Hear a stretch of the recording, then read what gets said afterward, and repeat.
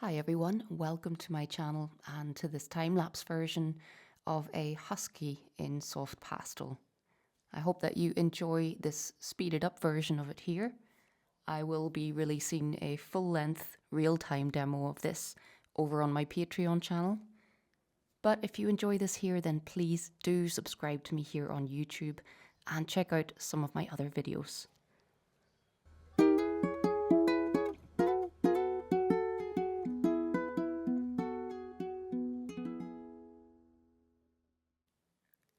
This piece is 10 inches by 10 inches and I'm returning to an old favourite paper, Hanimal Velour. Many of my earlier portraits and in the first 10 years or so of doing pet portraits, this was my main paper. And recently I've been working on a variety of papers, just branching out a bit more and enjoying the huge selection of pastel materials that there are these days. But it's also nice to return to an old favourite. And I thought this paper would be perfect for this little demo. I wanted to create a mini demo of a dog, as the mini demos in my tutorials library are all about smaller projects capturing the essence of something quite quickly. And although I have dozens and dozens of dog portrait tutorials in my library, I hadn't yet created one of these little mini demos. So the idea of this one was to see if I could capture this beautiful dog and the colourful background too in under 4 hours. So that's my criteria for all of my mini demos. It's something that takes me less than 4 hours. And in between my bigger paintings that might take me many more hours than that, these mini demos are such a welcome change of pace for me. It's usually a painting that I can finish within 1 or 2 sittings, and it's not such a big commitment of time. So with this one, I really wanted to show how I can use the soft pastel sticks to capture the essence of something without actually needing to paint much detail. So that is the running theme of this mini demo. Can I create something that looks convincingly soft and detailed, but that actually I did not spend so much time on, and where I'm able to be a little bit more suggestive with my details? But as always, if you'd like to work along with me, you can choose whatever paper you want to work with, and you can substitute for whatever colors you have. In my real-time tutorials, I share all of the materials that I'm using and give you in-depth insights into the colors that I'm choosing. So if you don't have exactly the same colors, it's no problem because I'm giving you the information that you will need to be able to make your own color choices. That's always the aim with my tutorials, to show you what I'm doing, but then give you the tools to be able to make all of these decisions in your own work. It's great to work along with tutorials and it can really build up your confidence. But my aim is to get everyone painting their own references or their own commissions of pet portraits, and to be able to apply the skills and the knowledge that you gain from the tutorials to your own work. So I chose a palette of colours for her coat with a lot of purples and blue violets to create the grey tones that I'm seeing in her coat.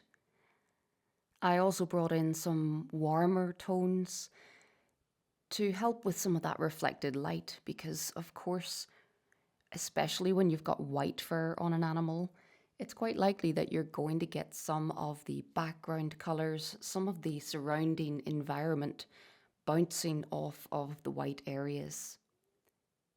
So I talk a lot throughout this tutorial about my colour choices. And then I'm also describing a lot of the time the types of marks that I'm making. The majority of this piece is done with the soft sticks. I do bring in a little bit of pastel pencil around some of the edges of the dog and to help me out with some of the black areas, so like the surroundings of the eyes, the nostrils, etc. But apart from that, the majority of the work is done with the big sticks. And I often get asked, how do I make small marks, detailed marks with my big sticks? And the answer in this piece in particular is that I really don't. I do make some smaller marks as I progress up through the layers of colour, with my first layer not being detailed at all, just blocking in the general colours. And then maybe my final layer on top with the highlights will have a little bit more detail involved. But my aim with this little tutorial was to show how just using the correct values can lead you to a very realistic outcome without actually having to make lots and lots of tiny marks. And that's not to say that you shouldn't go on to make lots of tiny marks and create detail. I know many of us who paint animals really love to create the details, and we really love to sit and revel in all of the beautiful little details on a face like this. So I'm not necessarily saying not to do that. I'm more just trying to show the importance of the tonal values and your color choices, how that alone can lead you to a very realistic outcome before you even add any detail.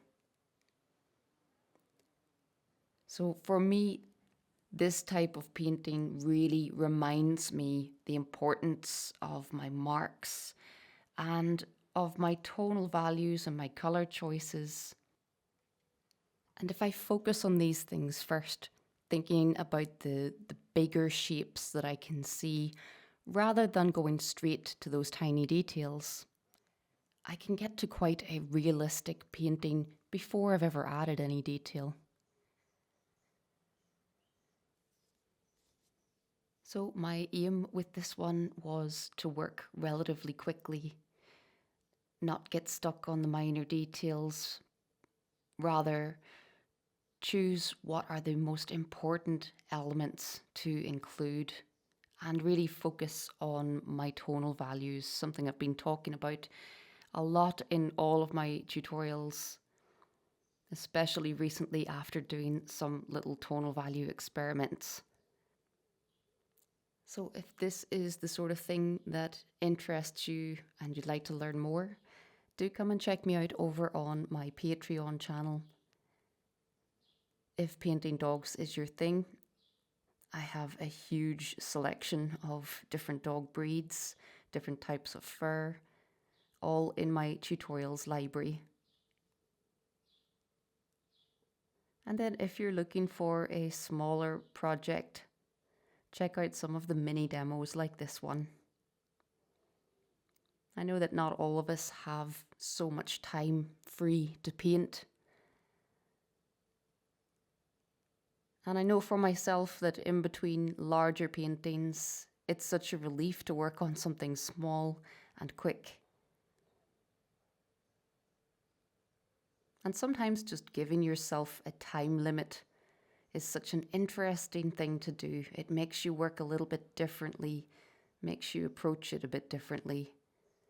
And I find that each time I do that, each time I push myself out of my comfort zone, I learn so much. So I hope I can share some of that with you guys. Please do come and check me out over on Patreon. And if you can't afford to sign up on one of the levels, you can also join for free on Patreon, which means that you will keep up with all of my current work and see what's going on in my studio.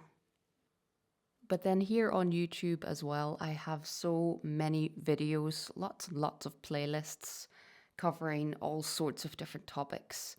And if you want to give one of my real-time tutorials a go, you can try out some here on YouTube for free. Just search for some of my real-time full-length tutorials. but I hope that you've enjoyed seeing Jess the Husky come together. Thanks very much for watching this here, and until next time, happy pasteling.